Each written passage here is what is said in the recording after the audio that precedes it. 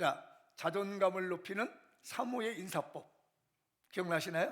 자, 준비. 자, 시작. 짝을 잡아서 사랑해. 그 다음에 건강은 악수를 해줘야지. 자, 악수할 사람께 악수할 사람에서 이렇게 멀리 악수해. 그러면 건강해. 건강해요? 그 다음에 건강했으면 뭘 해야 돼? 도전해야지. 뭘 도전할까? 교회적으로 배가붕이에요. 자, 배가붕 도전. 자, 시작. 배가붕 도전해. 네, 도전해. 그 다음에 이제 도전했으니까 성공해야지. 이제 자, 성공해. 모든 일이 성공해. 2024년 다 성공합니다. 아멘. 그 다음에 이제 마지막 칭찬. 아유, 대단해. 왜 그런 대단한 칭찬 안 해줘? 자, 다 같이 한번 옆 사람이. 한 사람이 안 했어. 누가 했는지 몰라. 자, 옆 사람이 다시. 대단해.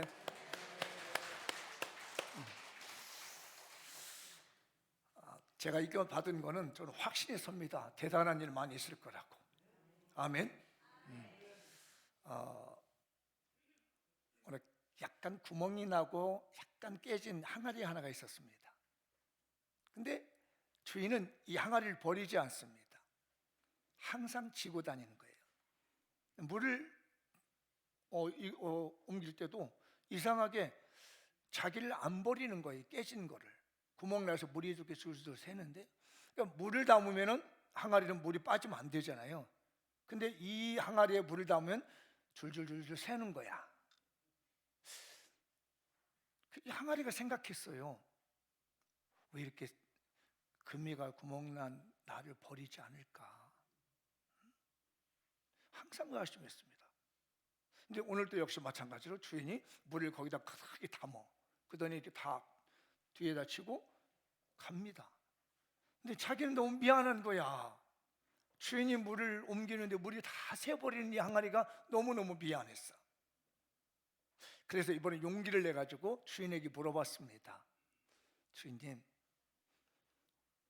저기 안 깨진 항아리는 물을 가득 담아서 옮기시고 다니는데 왜 저는 구멍나서 깨져서 물이 다 새는데 저를 이렇게 아끼고 등에다 업고 다니세요? 미안해서 물어봤어. 그랬더니 주인이 아무 말도 안 해. 그리고 여전히 그냥 그대로 치고 가는데 시간만 흐르면 물은 줄줄줄줄 새는 거야.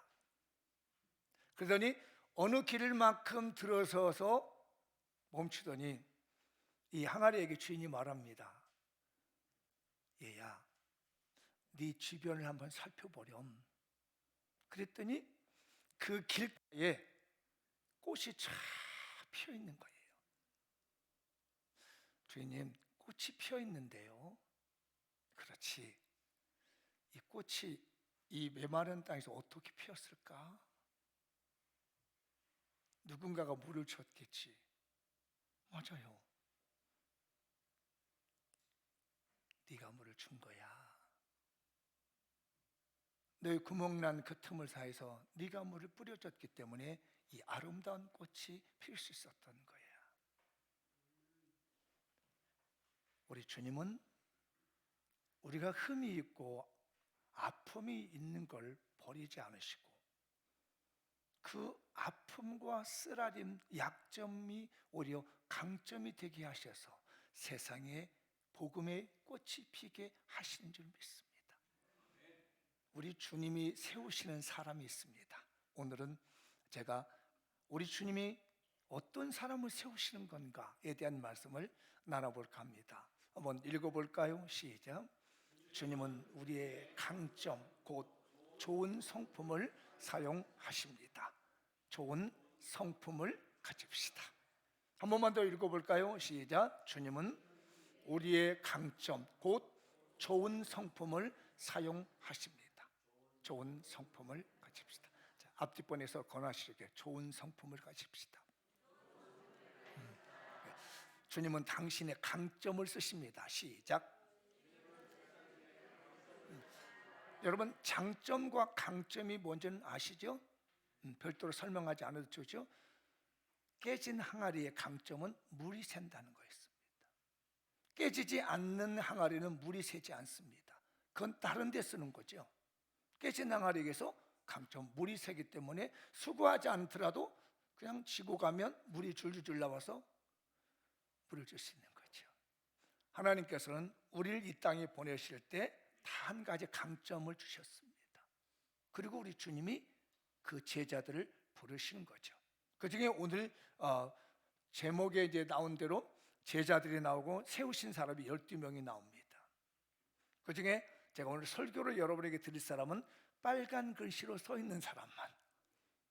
누구죠? 베드로, 야고보, 그의 형제 요한, 그 다음에 세리 마태, 그 다음에 가룟 유다 곧 예수를 판자라. 12명 중에서 다 설교하는, 이건 나중에 뭐 시리즈로 설교를 해야 될 것 같지만 12명 설교 시리즈 했지만 오늘은 간단하게 우리 주님이 세우신 이 네 부류의 사람들, 베드로와 야고보, 요한 형제, 그다음에 세리 마태, 그리고 유다. 요 말씀으로 이렇게 해서 주님이 흠이 있을지라 구멍난 항아리일지라도 우리 주님이 쓰시는구나 라는 것을 배우게 되고, 여러분 모두 다 우리 장미옥교 한 사람 한 사람씩 소중하게 약점이 있을지라도 그 약점이 강점이 되셔서 좋은 성품으로 쓰임 받으시면 좋겠습니다. 어디다 쓰임 받으면 좋겠어요? 그렇지, 저 뒤에서 답이 나오네. 저 뒤에서 파도처럼 밀려와가지고 배가 붕. 어디다 쓰임 받았으면 좋겠다고요? 그렇습니다. 목소리를 조금 더 키우면 더 예쁠까 멋질 것 같은데 어디다 쓰임 받으면 좋을까요? 먼저 마태입니다. 원래 이름은 레위라고 합니다. 레위. 그리고 이 마태복음의 저자가 바로 마태예요.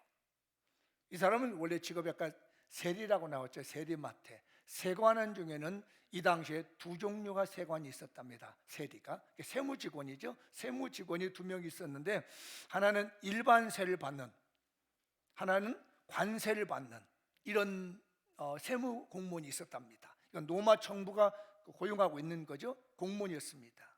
그런데 이때 당시에 이 마태는 이 모케스라고 하는 세관이 바로 관세대예요. 이 사람들 악질적이대요. 관세 붙일 때 몇 배나 세를 많이 붙여가지고 거기서 내 이득도 챙기고 위에다가 상납도 하고 이런 일을 맡은 사람이 마태라는 사람입니다. 원래 이름은 레위예요. 그 중에 이제 세무공무원이다 보니까 그 12명의 제자 중에서 이 마태가, 이름 레위죠, 이 사람이 제일 공부를 많이 했답니다. 가장 배운 게 많은 사람이에요. 아무래도 정부가 사용하니까 셈도 잘해야지, 장부도 잘해야지, 뭐 이런 것들 잘해야 되니까요. 그런데 신기한 게 여러분 마태복음과 여러 성경에서 마태라는 이름이 등장해가지고 뭘 했다는 이름이 안 나오더라고요. 이 사람의 특징 성품은 뭐냐면 절대로 자기 이름을 내지 않는다는 거, 자기 목소리를 내지 않는다는 거, 그리고 제자들 중에서 튀지 않고 조용하게 겸손하게 그냥 자기 일이나 꾸역꾸역 하는 사람이 있습니다. 나중에 전승에 의하면 어떤 사람은 마태가 나중에 순교했다는 내용도 있고 그렇지 편안하게 영면했다는 내용도 있는데 그건 나중에 여기 중요치 않는 내용들이고요. 하여튼 성격이 조용한 사람이었어요. 우리 교회도 보면요, 그저 조용히 앉았다가 예배 드리고 가고 조용히 앉았다 가고 하는 분들이 있습니다. 성품이 그래요. 그런데 원래의 이름이 이 사람이 레위였는데 여러분 아시죠? 레위 하면은 구약 성경에 나오는 이름, 이 뜻이 연합된 자라는 뜻을 가지고 있어요. 연합했다. 그러니까 이 이름을 가지고 뭘 했느냐면 세무공무원을 한 거예요. 근데 아버지의 이름을 레위라는 이름을 받았는데 예수님이 그 레위를 부르면서 이름을 딱 바꿔버립니다. 너는 이제 레위라고 하지 말고 마태라고 그래라. 그래서 그가 예수님을 만나고 난 다음부터는 마태라고 하는데 마태라는 말은 하나님의 선물이라는 거예요. 그래서 이제 보면은 그 마가복음이라든지 마태복음에 보면은 자기의 직업을 설명하게 되고 원래 이름이 누구였는가를 설명해 주는 부분이 있습니다. 이 부분 한번 읽어보도록 할까요? 시작. 또 지나가시다가 알페오 아들 레위가 세간에 앉아 있는 것을 보시고 그에게 이르시되 나를 따르라 하시니 일어나 따르니라. 예수께서 그곳을 떠나 지나가시다가 마태라는 사람이 세관에 앉아 있는 걸 보시고 이르시되 나를 따르라 하시니 일어나 따르니라. 원래는 레위라고 하는 이름을 가지고 연합된 자가 있는데 예수님을 만나고 나부터 자기는 레위란 말 안 씁니다. 자기 본명 안 쓰고 마태란 이름을 써요. 그러니까 성경에서 이 이름을 바꿨다는 것은 영적인 변화가 일어났다는 겁니다. 나 옛날에 우리 조상 때 받았던 레위란보다는 저 주님 예수님이 나한테 준 이름 마태가 훨씬 좋다. 그래서 나는 하나님의 선물로 살아가는다. 이 착한 마태, 내게 와서 말 한마디도 안 하고 어디가 조용하면 가만히 앉아있고 회의를 하고 밥을 먹어도 가만히 앉아있다가 자기 일만 하고 가는 이 마태가 고민거리가 있었습니다. 이런 착한 사람이 로마 정부에 채용이 돼가지고 세관 공무원이 된 거예요. 그러려면 어떻게 해야 돼? 누군가를 서류로 정리를 해야지, 세금을 더 많이 붙여야지, 원래 세금이 뭐 내가 1,000만 원 하면 2,000만 원으로 만들어 놔야지, 이런 것들이 부담스러운 거야. 자기 양심상 이거 하기가 너무 힘들어. 이거 어떡하지? 그만둘 수도 없는 가운데 어느 날 예수님이 찾아와서 야 레위야 나 따라와. 그러니까 애따 모르겠다 그 자리에 사표를 써버린 겁니다. 나 이렇게 정말로 힘들게 못 산다. 내 양심을 속이면서까지 우리 이 백성들을 힘들게 할 수 없다 라고 하면서 그 양심을 버리지 않고 예수님을 따라온 사람이 이 마태예요. 근데 여러분, 이 세무 공무원들은 정리를 뭐를 잘하죠? 세무 공무원들 세를 받으려면 뭘 해야 돼? 돈 계산을 잘해야 된다. 또 장부 정리를 잘해야 된다. 딩동댕. 아니 돈을 받으려면 장부가 정리를 잘 해놔야 되잖아요. 기록을 잘 해놔야 되죠. 그래서 여러분 이 마태복음을 보면요 정리가 기가 막히게 되어 있습니다. 4개의 복음서 중에요 가장 잘 정리되어 있는 부분이 마태복음이에요. 그래서 제가 이걸 정리해 봤습니다. 어느 분이 정리해 둔 걸 제가 약간 각색해 가지고 나와 있습니다. 1장에서 4장, 5장부터 7장, 8장부터 11장, 12장, 15장, 16장, 19장, 20장, 25, 25절부터 마지막까지 탁탁탁탁 정리해서 일목요연하게 딱 한눈에 보면은 왕이신 예수님이 이런 분이구나. 왜? 자기 재능을 살린 거야. 맨날 밥 먹고 하는 게 왜 장부 정리입니다. 일목요연하게 회계 정리하는 사람들 이게 한눈에 보면 딱 나와야 되잖아요. 설명할 필요 없이 없게끔. 이게 능력이 있잖아요. 그래서 복음서 중에 제일 먼저 앞에 장부를 딱 펴놓습니다. 앞으로 신약 성경은 이렇게 전개된다라고 하면서 장부 정리하듯이 마태가 성경을 정확하게 정리했습니다. 그리고 주님이 볼 때는 너희 양심이 바른 사람이야. 그리고 넌 참 정리를 잘하구나. 너 쓰면, 제자로 쓰면 이렇게 사람들에게 비난받고 욕먹는 사람들일지라도 예수 믿으면 이렇게 달라질 수 있는 모델이 되겠구나 라고 해서 우리 주님이 마태를 부르시고 이름을 바꿔준 줄 믿습니다. 여러분도 이 말씀을 듣고 과거에 어땠든 간에 내일처럼 남에게 세금 불려가지고 갈취해가지고 내 호주머니에 넣고 국민들, 백성들 힘들게 하고 위에다 상납해가지고 로마 정부에 얼마만큼 상조해서 자기 자리 유지하고 있는 이런 양심 걸리는 일이 너무 괴로워서 나는 못하겠다, 더 이상 저분 따라야 되겠다 라고 영적인 변화를 일으키는 그 사람. 내가 교회 다니기 전에, 예수를 믿기 전에는 이런지 저런지 다 했지만 이제 내가 예수를 알고 난 다음부터 믿음이 생겨났다. 난 더 이상 그렇게 못하겠다 라고 하면서 영적인 변화를 일으켜서 자기가 지금까지 배웠던 학문 가지고 자기가 배운 재능 가지고 주를 위해서 쓰시고자 하는 그 사람이 있다면 우리 주님은 딱 부르실 겁니다. 우리 장미용 교회가 2024년에 마태와 같이 레위가 마태로 세움을 받는 것처럼 그런 세움 받는 사람들이 많이 있어지길 축복합니다. 두 번째입니다. 베드로. 이 사람은 가장 먼저 반응하는 사람입니다. 뭐든지 먼저 반응해. 매력이 있더라고요. 저도 설교 중에서도요 여기서 제일 먼저 반응하는 분에게 눈이 갑니다. 이렇게. 설교 들으면 여기서 다 보이잖아요. 얼굴 표정이 나오잖아요. 눈빛이 보이잖아요. 그래서 제일 말씀을 전할 때 첫 번째로 반응 보인 사람에게 자주 쳐다봅니다. 아니, 왜 아냐면 여러분, 제가 목사님이 여러분 안 쳐다본다고 자꾸 하지 마세요. 왜? 반응이 없으니까 안 보는 거야 이게. 이렇게 하시죠. 얼굴 표정을 바꾸면 인생이 달라집니다. 시작. 이것도 목사님 말씀이라도 못하시면 내가 좀 피하는데 그렇지는 모르겠지만요, 여기서 설교하면서 반응을 보이는 사람이 얼굴을 봅니다. 이렇게. 근데 베드로는 그걸 잘했습니다. 베드로가 뭐든지 반응해. 자, 예수님 묻습니다. 가이사르 빌립보에게서 나를 누구라고 하더냐 사람들이. 그랬더니 뭐 어떤 사람은 뭐 엘리야라고, 뭐 어떤 사람은 예레미야라고. 그러면 너희들은 나를 누구라고 얘기했냐 했더니 나 되기를 좋아해. 가장 먼저 나서 저는 그리스도시오 살아계신 하나님의 아들이십니다. 가장 먼저 반응하는 사람이었어요. 그런데 또 얼마나 나도 다 반응하다가 혼난 일이 있습니다. 이제 예수님이 십자가에서 지고 돌아가시겠다고 하니까 딱 막습니다. 못 갑니다. 제일 먼저 제자들 눈치나 보고 있는데 못해요. 누가 감히 예수님을 죽여요? 이렇게 말하잖아요. 그랬더니 하나님 앞에 질문 펀치를 한번 맞습니다. 자, 이거 읽어볼까요? 베드로가 예수를 붙들고 한 번 하여 이르되 주여 그리 마옵소서, 이 일이 결코 주께 미치지 아니이다. 예수께서 이르시되 베드로에게 이르시되 사탄아 내 뒤로 물러가라.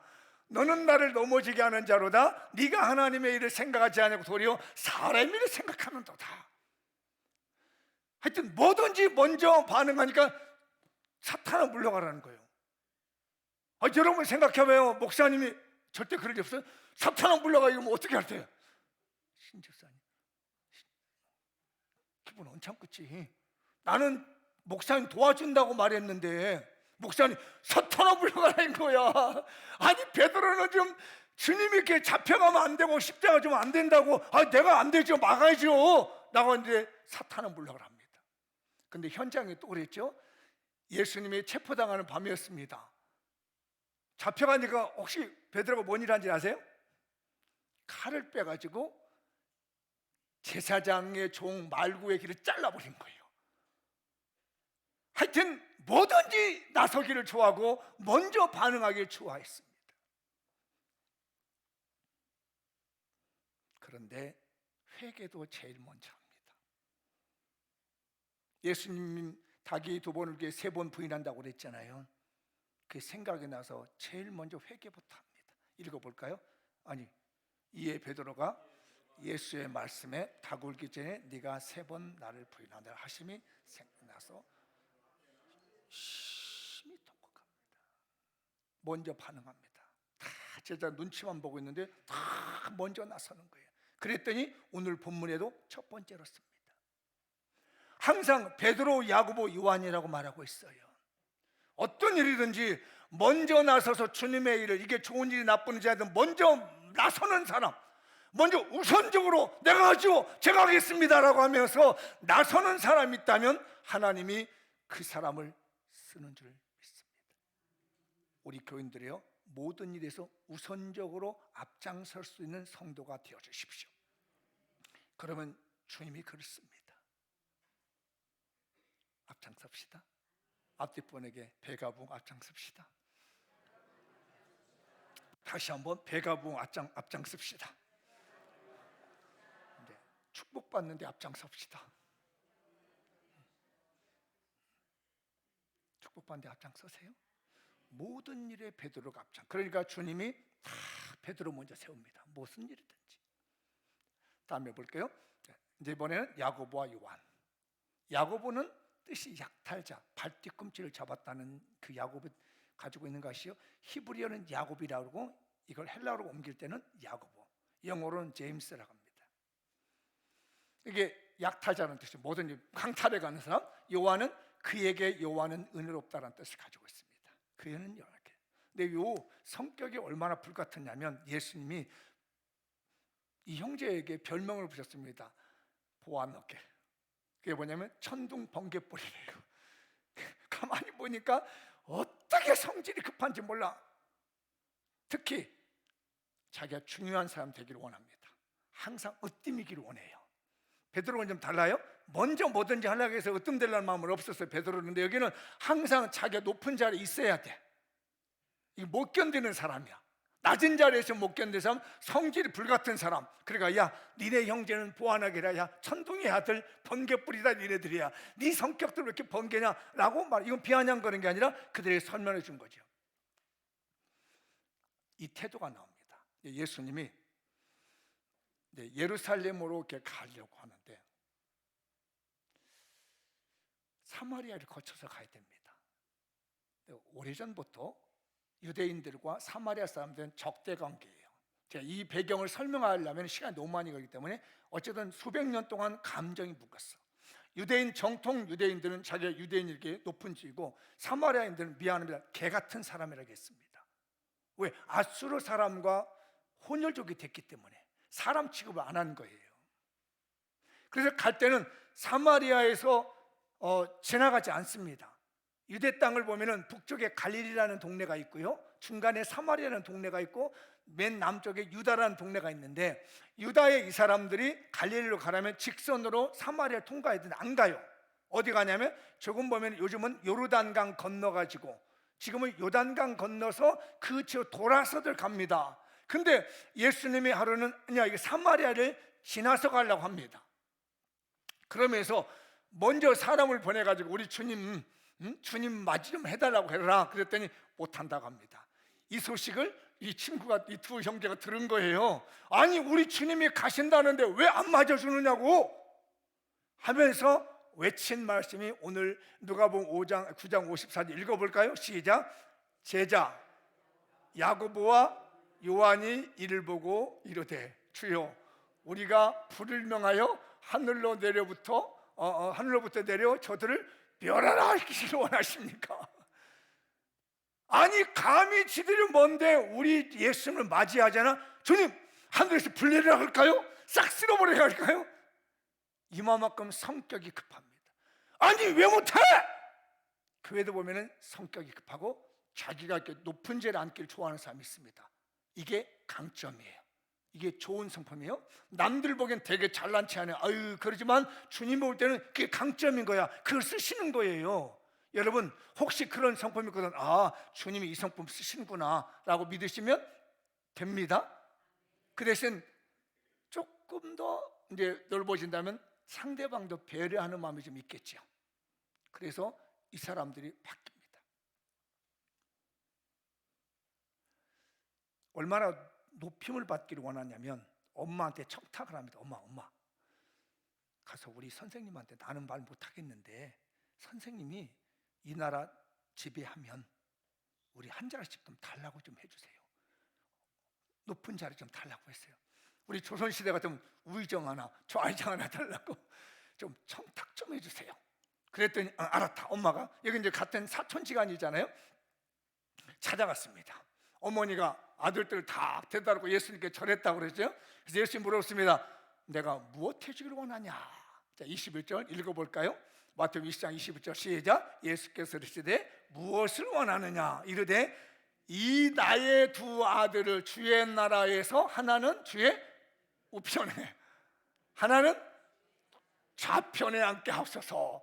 제자들이 다 있는데 10명의 제자들, 나머지 10명 제자들 있는데 엄마가 와가지고 예수님, 우리 아들 주님의 나라가 뭐 오른쪽에 앉혀주고 왼쪽에 앉으세요 하고 청탁을 합니까? 이게 그냥 있겠어요? 아들들이 얘기하니까 못 이겨서 왔겠지. 그랬더니 쌈날 뻔했습니다. 24절 시작. 10 제자가 듣고 그 두 형제에 대하여 저것들이 정말 나대네, 정말 왜 이렇게 잘난 체 하는 거야. 그래서 쌈날 뻔했습니다. 이것 때문에.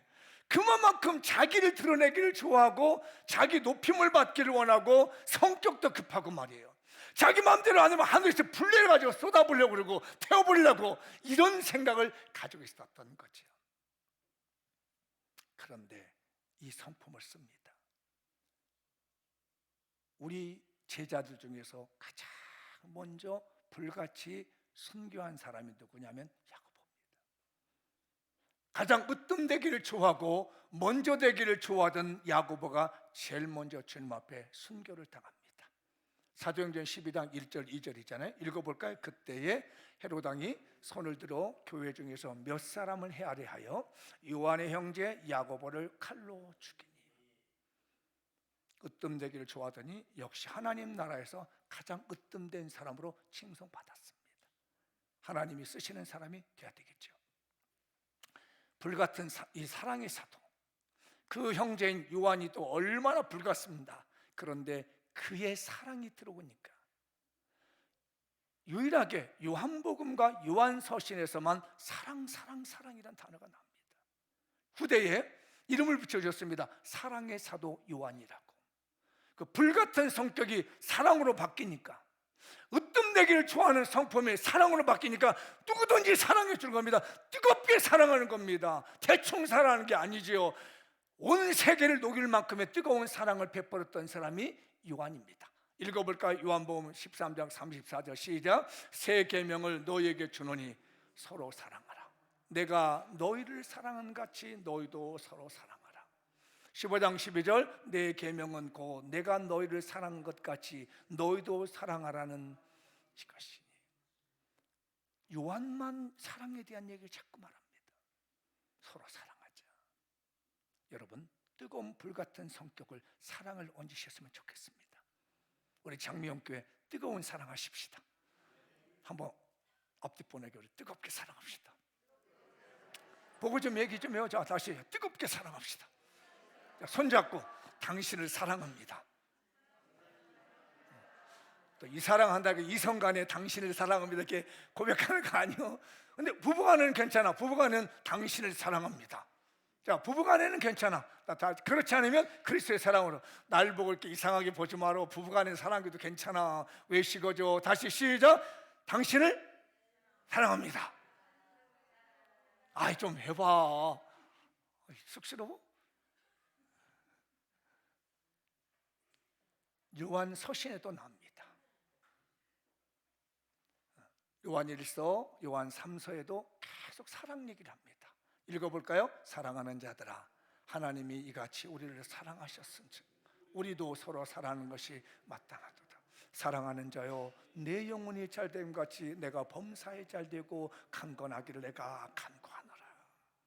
으뜸되기 좋아하고 나서기 좋아하고 높은 자리에 앉기 원했던 그에게 예수님의 사랑이 들어가니까 가슴이 뜨거워졌어. 마음이 뜨거워져서 사랑.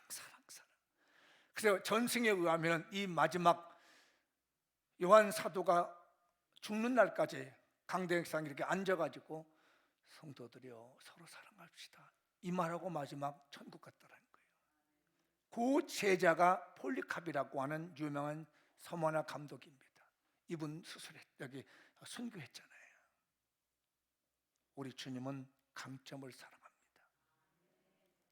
뜨거운 사람, 앞장 사람에게 주님의 사랑을 넣었더니 세계를 태울 수 있는 뜨거운 주님의 사랑이 되었습니다. 사랑하신 성도들이요, 뜨겁게 사랑합시다. 그러면 주님이 사용하십니다. 이제 마지막 네 번째, 가룟 유다입니다. 가롯이라고 하는 것은 출신지 이름입니다. 가롯이라고 하는 지역의 유다라는 거예요. 왜? 다른 유다도 있습니까? 예수님의 동생 유다도 있습니다. 성경에 보면 유다서를 쓴 거, 한 장짜리 성경이 있죠. 유다서. 이건 예수님의 동생인 유다가 쓴 거예요. 그걸 구분하기 위해서 가롯 유다, 가롯 출신의, 가롯이라고 하는 지방의 출신의 유다라는 말이에요. 제가 이걸 보면서 제가 이건 찾은 건 아닌데 어느 분이 그렇게 정리해놨더라고요. 12명의 제자 중에서 유일하게 남쪽 도시에서 제자를 부른 사람이 유다입니다. 다른 사람들은 다 북쪽에 있는 제자들이에요. 갈릴리 지방, 변방 지역. 그리고 이름 유다, 12명의 제자 중에서 유다 민족을 대표하는 상징적인 이름으로 유다가 부름을 받습니다. 이거 이해되시나요? 유다라는 이름이 유대인이라는 이름과 같이 가잖아요.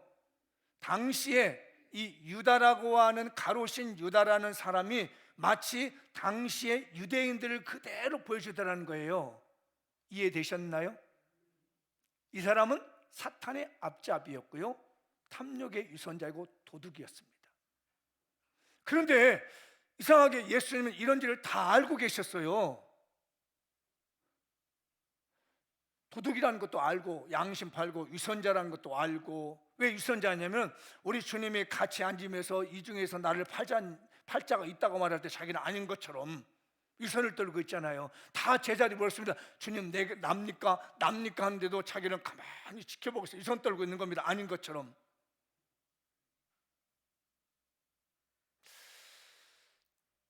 곰곰이 생각해 봤습니다. 남쪽 지방의 예루살렘 지역이에요. 이 사람들은 자기네들 우월감이 굉장합니다.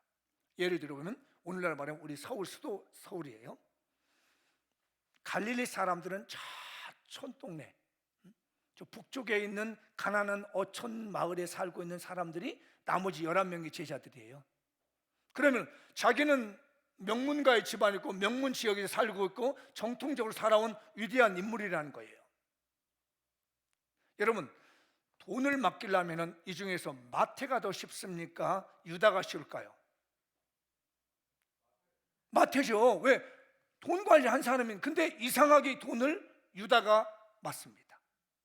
예수님도 그냥 인정합니다. 그래, 네가 맡아라. 그런데 그 유다가 돈을 살살 빼돌려 도둑질합니다. 알고 있었거든요. 주님도요. 그 사건들이 나오죠. 이미 예수님은 이 유다가 자기를 팔 것을 알고 계셨습니다. 읽어볼까요? 요한복음 6장 64절 시작. 그러나 너희 중에 믿지 아니하는 자들이 있느냐 하시니 이는 예수께서 믿지 아니하는 자들이 누구며 자기를 팔 자가 누구인지를 처음부터 아십니다. 가룟 출신의 이 유다가 자기를 팔 것을 처음부터 다 알고 계셨어요. 그럼에도 불구하고 유다를 제자로 삼아주신 겁니다. 어떻게든지 이게 좀 변화가 돼서 사람답게 살고 명문가 집안답게 살기를 원했는데, 유다 민족이 지금까지 하나님께 부름을 받아서 세계 열방의 명문 국가로서 나라를 살기를 원했는데 주님을 버리잖아요. 변방에 있는 12지파의 12명의 중에서 11명은 변방에 있는데서 이방인 족속에 살고 있고 이방인과 자꾸 연관되어 있는 살아가고 있는데, 앞으로 주님은 여기에 상징을 집어넣습니다. 세계 열방의 복음을 전할 사람이 잘난 체하고 자기 명문가 자랑하고 이런 사람도 위선 떨고 있고 도둑질하고 있는 그런 사람이지만, 어떻게든 유대인들도 변화되기를 원하는 마음으로 주님은 유다를 제자로 불러줬습니다. 처음부터 다 불러줬는데 주님을 버립니다. 제자들도 다 알았습니다. 가룟 유다가 도둑이라는 것을. 한번 읽어볼까요? 요한복음 12장 4절 6절까지 시작.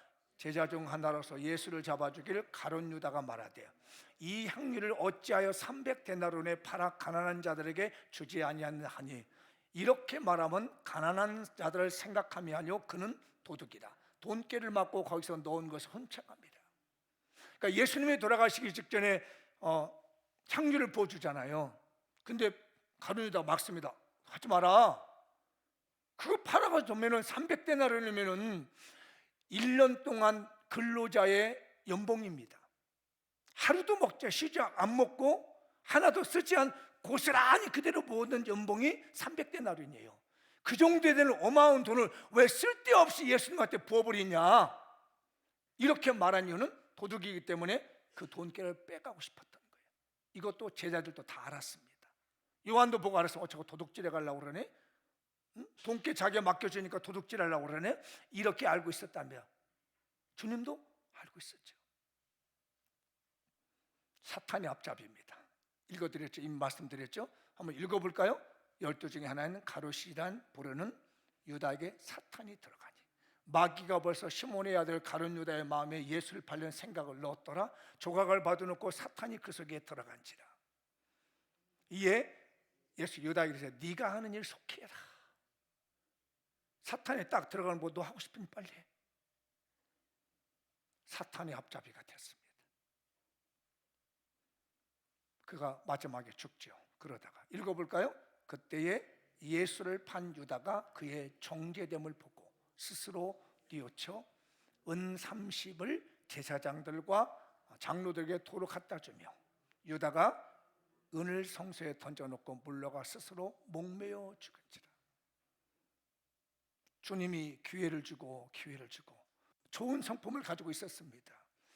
남쪽이라고 하는 좋은 출신지가 있었기 때문에 너는 유대인 중에 가장 모델이 될 거야 라고 주님이 불러줬지만 그는 끝까지 자기를 내려놓지 않고 사탄의 앞잡이에 두고 도둑질하고 교만하고 이러더니 결국은 그 돈 받지도 못하고 예수님 팔고 은 30 팔아서 그 돈 내 돈 될 거라 생각했는데 그것도 받지 못하고 성전에 내던져놓고 목매어 따라 죽었습니다. 그 후에 결과를 평가합니다. 사도행전에서 읽어볼까요? 형제들아, 성령이 다윗의 입을 통하여 예수 잡는 자들의 길잡이가 된 가롯은 제가 일부러 넣은 거 성경에는 없는데 이해를 돕기 위해서 제가 가로도 안 넣는 거고요. 유다를 가리켜 미르마신 성경이 응하게 했으니 마땅하더라. 이 사람은 불의의 싹으로 밭을 사고 후에 몸이 곤두박질하여 배가 터져 창자가 다 흘러나온지라. 아까는 목매달았다고 여기는 창자가 터졌다는 거죠. 이거 연장선을 올려보면 아시겠죠? 이해되시나요? 유다가 성전에다가 자기가 돈 받은 거 던져놓고 목을 매달았는데 이게 목이 끊어진 거야. 그래서 떨어져가지고 창자가 터져 죽었다는 거예요. 비참한 인생을 산 거죠. 정말 좋은 성품을 가지셨고 좋은 출신을 가졌지만 그가 사탄에 붙잡히고 탕욕에 부딪히고 회개하지 않아. 그는 잠시 뉘우치기만 했습니다. 이 베드로처럼 통곡하지 못하다 보니까 결국은 이런 비참한 일을 만나게 되었습니다. 제가 어제 설교를 준비하기 전에 제가 아침 일찍에는 이 산 운동을 가거든요. 교회 오기 전에 일찍 시간에 일어나서 운동을 갑니다. 이번 코스는 우리 거머리산 올라서 저쪽으로 내려가는데 올라갈 때는 뭐 평지 걷는 것보다 약간 힘이 들지요. 늘 다니니까 뭐 헉헉거리지는 않지만 평지 걷는 것보다 에너지가 더 소비가 됩니다. 그런데 문제는 뭐냐면 정상에다 올라가서 내리막길이었습니다. 내리막길인데 간헐적으로 눈이 녹지 않은 곳이 있어요. 잘못되면 미끄러집니다. 그 순간에 저에게 들려오는 주님의 가르침이 있습니다. 인생이란 게 이런 거다. 올라가면서 실수한 사람은 거의 없다. 좀 힘들 뿐이고 고단할 뿐이지. 그러나 인생이 정점에 찍어서 다시 내려오는 그 시점에 넘어지고 부서지고 다치는 수가 있다. 사랑하신 여러분, 유다가 주님의 제자가 되는 데는 문제가 없었지만 정점에 올라서 돈꾀를 쥐고 있고 어떤 권위를 잡고 어떤 자기의 권한을 잡으니까 그때부터 내리막길에 내려오면서 미끄러져 깨져 부서졌습니다. 사랑하신 장명권들이요, 올라가는 것은 힘들지만 어렵지 않습니다. 그러나 내려올 때 낙상하기 좋습니다. 내려올 때 몸이 부서질 수 있습니다. 망가질 수 있습니다. 보통 내려올 때는 높은 데서 내려오지 말아 하잖아요. 무릎 관절 망가진다고요. 올라갈 때 관절이 망가지는 것이 아니라 내려올 때 관절이 망가진다는 거예요. 인생은 올라갈 때 망가지는 것이 아니라 내가 어느 높은 자리에 정점에 올라와서 어떻게 내려오냐에 따라서 내 인생이 달라지게 되고 내 삶이 달라진다는 것입니다. 이제 우리 교회의 연령대라면 거의 인생의 정점에 올라온 사람들입니다. 이미 또 올라가려고 애쓰고 있는 젊은 친구들도 있지만 이미 어느 자리에 높은 자리에 앉아 있을 것인데 이제 내려갈 때 조심하십시다. 앞에 분에게 옆에 분에게 권하시오. 당신의 인생 내려갈 때 조심히 내려가십시오. 시작. 내려갈 때 조심하십시오. 넘어지면 갈비뼈 나갑니다. 자돈 잘못하면 무릎 망가지게 됩니다. 인생은 올라갈 때보다 내려갈 때가 조심해야 돼요. 그러나 유다는 그걸 행하지 못했습니다. 우리 교인들이요, 조심하십시다. 그러면 주님은 바로 그런 특징을 가지고 있는 사람들을 쓰게 된다는 거죠. 누구든지 가진 강점을 위해서 씁니다. 그런데 사람은 뭘 먼저 보냐면 능력을 먼저 보려고 합니다. 우리 주님은 능력을 먼저 보지 않습니다. 그의 성품을 먼저 봅니다. 그의 강점을 먼저 봅니다. 읽어볼까요? 시작. 능력, 성품 그 다음에 주님이 주십니다. 보통 사람들은 능력 있는 사람을 쓰려고 하지만 주님은 능력은 나중에 주면 됩니다. 그 가지고는 성품이 어떠냐는 얘기죠. 그들이 능력이 있어 쓴 게 아닙니다. 그들이 대단해서 쓴 게 아닙니다. 그들의 성품이 강직했고 성품이 좋았기 때문에 쓰신 거예요. 장미영 교인들이요, 능력은 성품 그 다음에 주십니다. 그래서 1절의 말씀이 놀라운 말씀이 나옵니다. 예수님께서 제자들에게 불에 서고 더러운 귀신을 쫓아내고 모든 병과 모든 약한 것을 고치는 권능을 주셨다. 누가복음도 마찬가지예요. 예수께서 12제자를 불러 모시고 모든 귀신을 제어하는 병을 고치는 능력과 권위를 주시고 하나님의 나라를 전파하는 앓는 자를 고치게 하고 내보내시고 제자들이 나가 각 마을에 돌아다니며 곳곳에 복음 전파하며 병을 고치더라. 병을 고쳤기 때문에 부른 게 아닙니다. 귀신을 쫓아냈기 때문에 부른 게 아닙니다. 먼저 그의 성품을 보고 불러다가 능력은 덧입혀 주셨습니다. 앞뒷분에게 축복하시오. 당신 능력 받길 바랍니다. 자, 이렇게 말씀, 이제부터 능력을 받으셔야 됩니다. 다시 한번, 이제부터 능력을 받으셔야 됩니다. 우리 교인들 능력이 있어서 주님이 쓴 건 아닙니다. 주님이 부르셨기 때문에 능력을 주시는 거예요. 1943년에 피카소가 길거리를 가다가 자전거 하나 망가진 것을 봤습니다. 그래서 이 피카소가 그걸 가져다가 집에 가지고 안장을 뜯고 핸들을 뜯었습니다. 그래서 안장 위에다가 핸들을 거꾸로 뒤집어 놨어요. 그리고 뭐라고 그 이름을 붙였냐면 황소의 머리라고 이름을 붙였습니다. 못 쓰는 이 자전거를 가져다가 뒤집어서 황소의 머리라고 만들어 놓고 50년이 지났습니다. 그리고 런던에서 그 피카소의 작품이 경매에 붙여졌어요.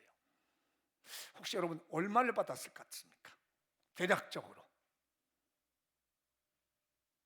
자전거 완장 부서진 거에다가 핸들을 거꾸로 뒤집어가지고 황소의 머리라고 이름을 붙였어요. 비슷하죠? 그거 피카소가 만든 50년에 보통 얼마? 약 얼마? 많이 써보죠. 경매 붙여볼게요. 저도. 자, 100만 원, 50억, 그 다음에 50억? 좀 더 써봐. 100억? 좀 더 써봐. 200억? 좀 더 써봐. 어? 깎아봐. 얼마? 350 좀 더 깎아봐. 한 293억 정도가 됐대. 제가 이 글이 보고 내가 이게 도대체 말이 되는 얘기야? 아니 길거리에 버려진 폐 자전거를 쓰다가 안장 뜯어가지고 거기다가 핸들 뽑아서 위에 올려놨더니 293억이라는 돈이 됐다는 거야. 이게 폐품도 전문가 예술가가 만지면 수백억 대의 가치가 있습니다. 우리 인생 다 망가진 것 같을지라도 우리 주님이 쓰시고 능력 주시면 명품 될 줄 믿습니다.